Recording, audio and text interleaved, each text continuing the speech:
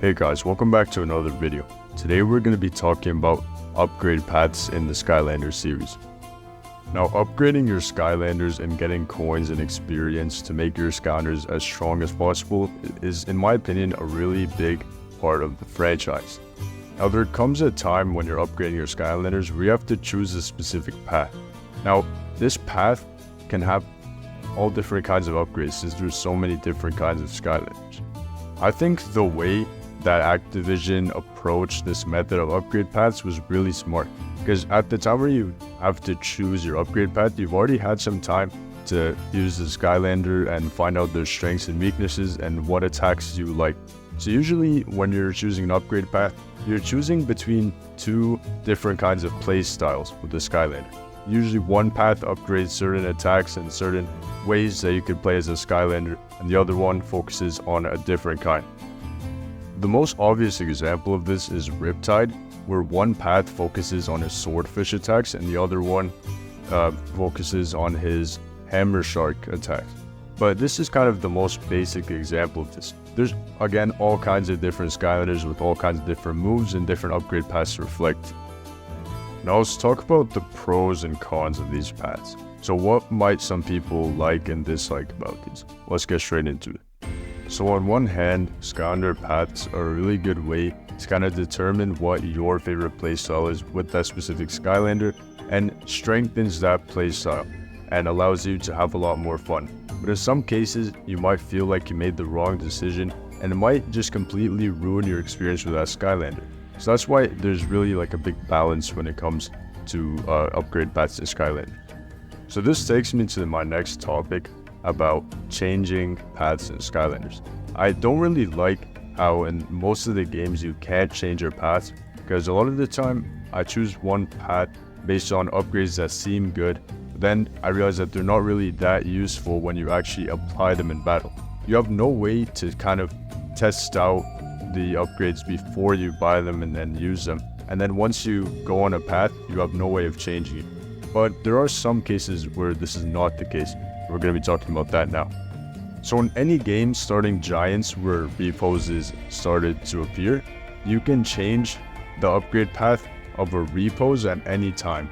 However, if you already bought upgrades on one path, they will be reset when you switch to the other path, meaning you're going to have to buy the upgrades for the other path all over again, which in my opinion is not really a big deal.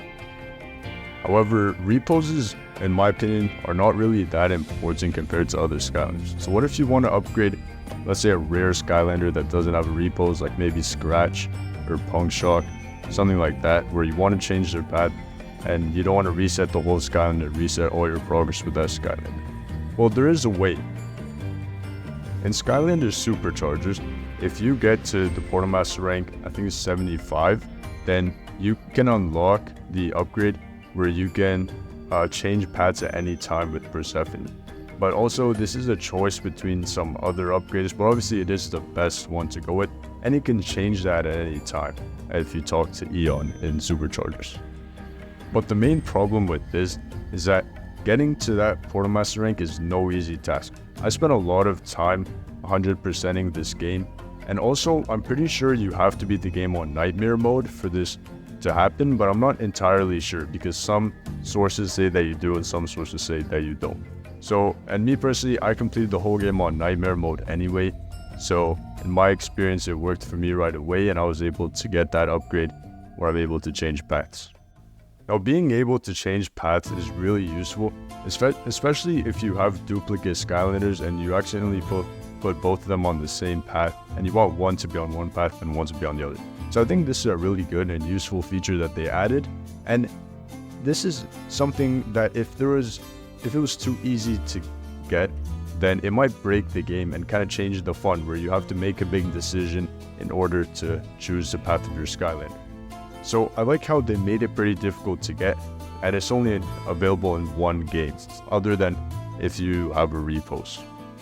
However, this is not the case in Imaginators, where for your senseis, there's no way to change your upgrade path, which is pretty annoying because the senseis are probably the rarest types of Skylanders. So once you choose a path that's not good, it's also pretty hard to get coins in Imaginators, so it would be pretty annoying to have to reset your Skylander, and chances are you probably don't have duplicates of the senseis that you have. So that's kind of everything about my opinion about paths in Skylanders and how it is when it comes to changing the paths. So I do want to hear your guys' opinion in the comments, because this is kind of an open discussion about people's opinions of the upgrade paths to Skylanders. This is just a topic that I thought is pretty interesting and I wanted to discuss in a quick little video. So I hope you guys enjoyed, and make sure to like and subscribe.